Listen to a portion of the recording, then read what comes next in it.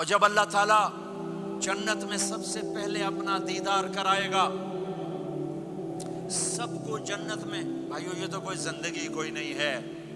جب مال جمع ہوتا ہے تو موت آ چکی ہوتی ہے. آپ لوگ یہاں ہجرت کر کے آئے، بنتے بنتے کچھ بنے تو موت دستک دینے لگی، گھٹنے درد کرنے لگے، آنکھوں پہ چشمے چڑھ گئے، سوٹیاں ہاتھ میں آ گئیں. جب مال سے نفع اٹھانے کا وقت آیا تو موت سر پہ آ گئی. یہاں کے ہر انسان اس مشکل میں گرفتار ہے. جب اپنی دنیا سے کمانے کا، حاصل کرنے کا وقت آتا ہے تو موت دستک دے رہی ہوتی ہے. اور موت تھوڑا پیچھے ہٹ جائے تو بڑھاپا تنگ کرنے آ جاتا ہے، بیماریاں تنگ کرنے آ جاتی ہیں، پریشانیاں سر پہ آ جاتی ہیں. موت کے بعد اگر اللہ راضی ہو گیا تو جنت کی زندگی شروع ہونے والی ہے. جنت کی زندگی شروع ہونے والی ہے جس میں اللہ تعالیٰ سب سے پہلا جو ویلکم کرے گا جنت والوں کو، وہ یہ نہیں کہے گا میرے ایمان والے آ گئے، تہجد والے آ گئے، نمازی آ گئے. پوری تفصیل سنو. اللہ تعالیٰ جب جنت میں بٹھا دے گا جنتی مرد جنتی عورت. ہمارے ابا اور اماں کا قد کتنا تھا کچھ پتہ ہے؟ 130 فٹ. کتنا بھائی؟ 130 فٹ. یہ تو آپ نے سنا ہے کہ یوسف علیہ السلام سب سے خوبصورت تھے، سنا ہے نا؟ یہ بہت کم مرد عورتوں کو پتہ ہوگا کہ عورتوں میں سب سے خوبصورت کون تھا. وہ حضرت حوا. حضرت حوا. حضرت حوا 130 فٹ کی اماں تھی، 130 فٹ کے ابا تھے. پھر ٹائم کے ساتھ گزرتے گزرتے ہم چھوٹے ہوتے ہوتے ہوتے ہوتے ہوتے ہوتے یہاں تک آ گئے. آگے چل کے اور نیچے ہو جائیں گے. جنت میں یہ قد واپس اللہ دے دے گا. جو ہمارے ملک کا کلچر جنہیں یاد ہے انہیں یاد ہوگا ایک قوم ہوتی ہے مراسی. پتہ ہے نا مراسی؟ سنا؟ بڑی نازک قوم ہوتی، صرف زبان کی روٹی کھاتے ہیں، کم کو نہیں کرتے.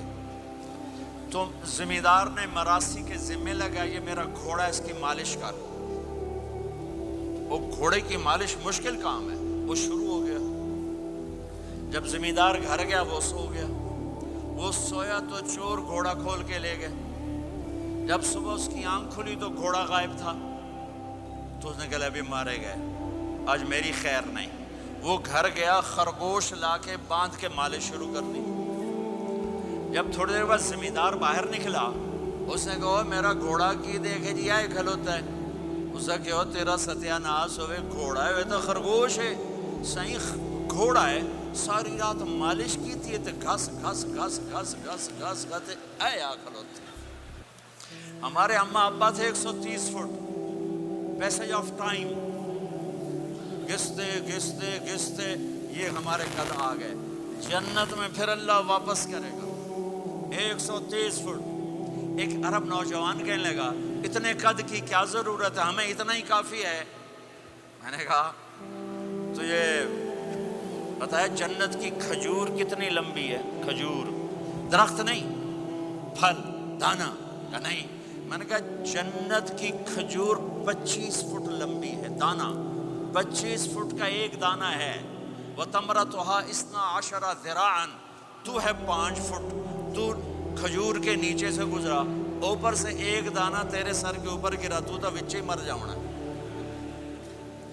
پھر مسرات سے معذرت کے ساتھ جنت کی حور کا قد ہے 130 فٹ اور تو گیا 5 فٹ. وہ تو تجھے جیب میں ہی ڈال لے گی.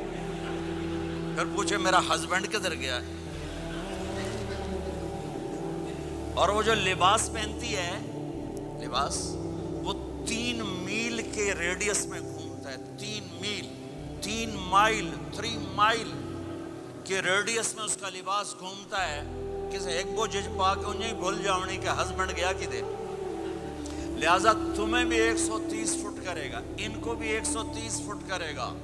اور وہ جنت کی لڑکیاں تو پہلے 130 فٹ ہیں. ام سلمہ نے پوچھا یا رسول اللہ جنت کی عورت کا درجہ بڑا ہے یا ایمان والی عورت کا؟ آپ نے کہا ایمان والی عورت کا. کہ وہ کیوں؟ کہا بصلاتہن وصیامہن وعبادتہن. جنت کی عورت نماز نہیں پڑھتی، ایمان والی عورت نماز پڑھتی ہے. جنت کی عورت روزہ نہیں رکھتی، ایمان والی عورت روزہ رکھتی ہے.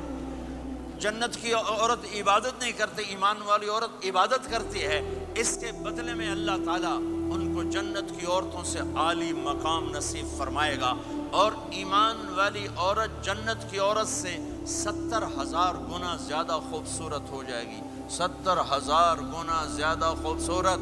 اور جنت میں ایک مقابلہ ہوگا، ایمان والی عورتیں، جنت کی عورتیں کٹھی، جنت کی عورتیں کہیں گی زندہ رہیں موت نہ آئی، جوان رہیں بڑھاپا نہ آیا، ہمیشہ راضی رہیں ناراض نہ ہوئی، ہمیشہ ساتھ دیا چھوڑا نہیں۔